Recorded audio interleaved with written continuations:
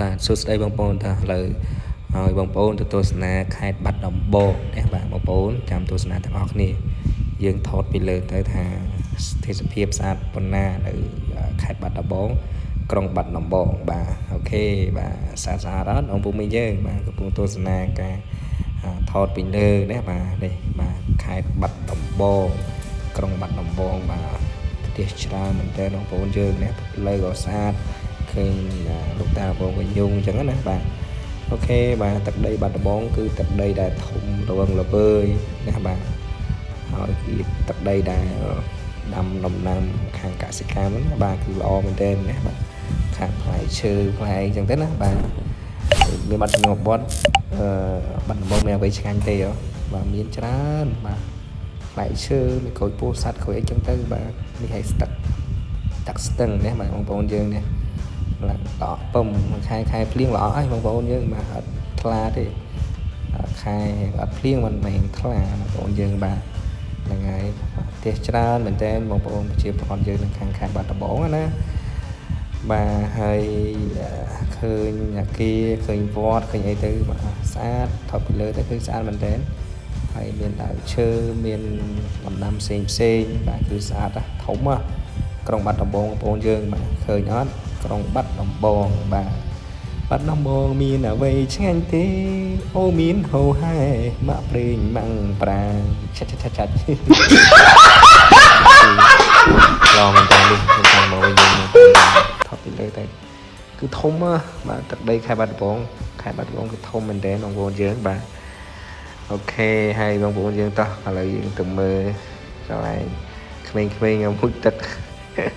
មួយទឹកលេងបងប្អូនយើងបាទថតពីលើទៅឃើញក្មេងៗមួយទឹកសប្បាយនៅក្មេងៗណាបាទនេះក្មេងៗ3 4នាក់កំពុងមួយទឹកបាទអូខេហើយបងប្អូនយើងទស្សនាកុំភ្លេចណា